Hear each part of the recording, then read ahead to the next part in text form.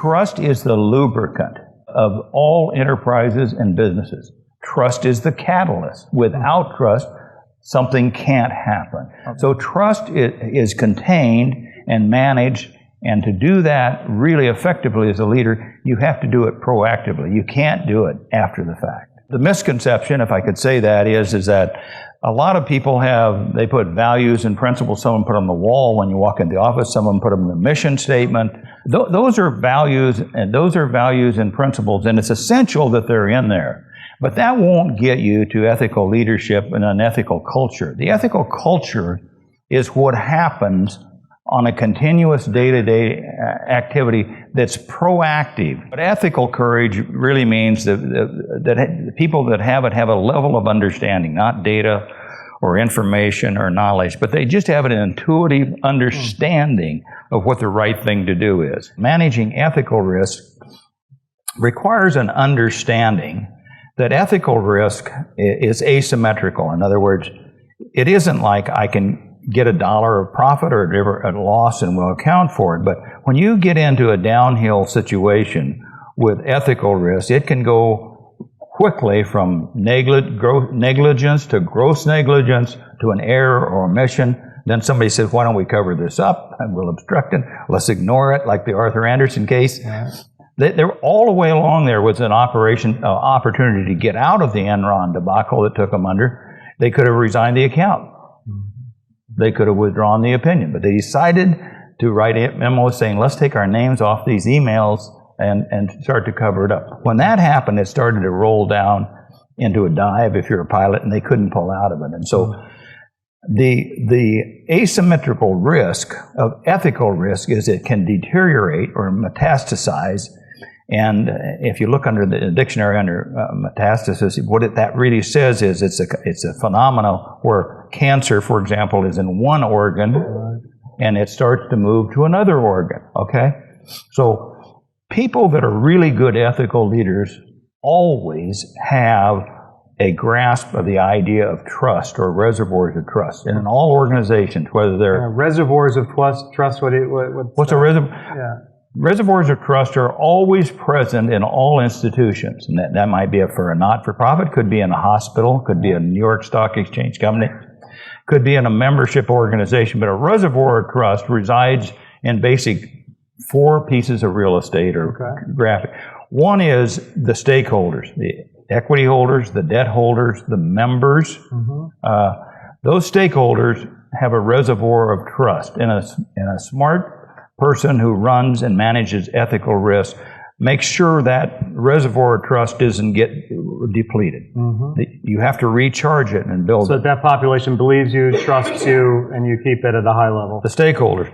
But concomitantly, there's a second reservoir of trust. And the reservoir of trust would be the governance, the board of directors, the leaders, the functional leaders, the employees, and also I would put in that vendors and suppliers. That's another reservoir of trust. You have to make sure you don't lose confidence in that, and those people trust the organization. The third one is customers or clients. Sure. And the fourth one is regulators, because virtually all companies or institutions have some, whether it's a 501c3, whether it's a New York Stock Exchange company, there is a regulatory component might be around their industry.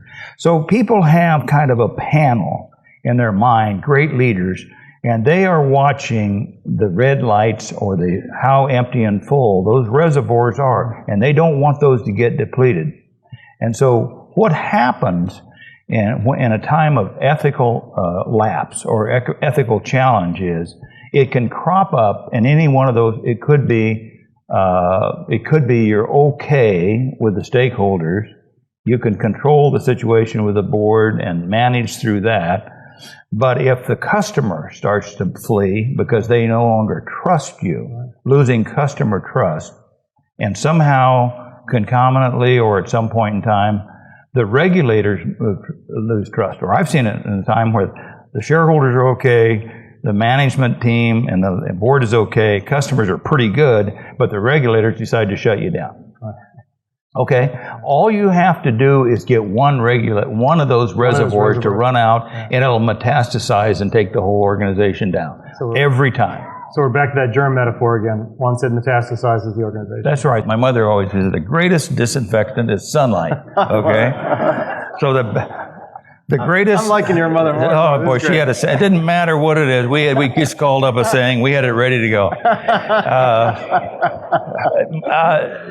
No, transparency is your friend. When you something like that brings out, and if you can get other people to do it, perhaps it's a peer group. Perhaps it's somebody else in one of the reservoirs. Perhaps it's people around you. But to the extent that you can call it and say, look, I don't think we should gloss over this. I think we need to deal with it, because the question is, what are the regulators going to think about this when they learn it? Because it's going to become transparent. I know it is because I know about it. And now you know about it because I told you about it. Now we know about it. And it isn't going to be long until this viral staph infection is going to start to go, and we don't know where it's going to end up. So maybe we should start talking about it. Let's engage in this conversation about it. You have to be proactively engaged. This isn't you respond to crisis and we're trying to clean up the mess later on. To keep the wheels on, you have to stay on top of the staph infection all the time. So be proactive about it and make it part of your diet every week and every month in your management saying, let's spend a few minutes just talking about ethics. What's our great opportunity here to differentiate ourselves from our competitors? What could we do? And so we interview somebody very quickly. We determine how smart they are, how much basic intelligence they have. Number two is their industriousness. What's their work ethic? Growing up on a farm, my mother got up at 4 o'clock, went to bed after it was dark, and work was what it was all about. Nobody knew that you didn't work that hard in my household. How industrious were they? Number three is innovation.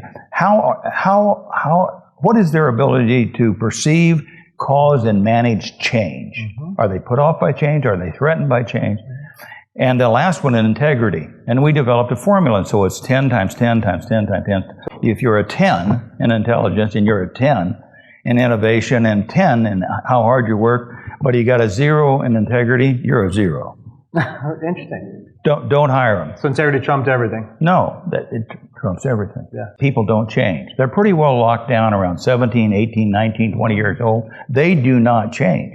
And you can't change people at the margins, but basically people don't change. And that includes this ethical compass. If they're way off, they're not going to recover it some miraculous way along the line. People that have courage and they have ethical courage have faith. Faith is based on courage. It's going to get better tomorrow morning. If I do the right thing, it will work out. I can't let this go. I've got to intervene and try and get this righted. Takes courage. But what they're saying is, I want to be trustworthy. I know what trust means. I have to do this. And even though it's going to take some skin and it's going to be rough, I got to do this to clean it up. So I think faith is a derivative of courage.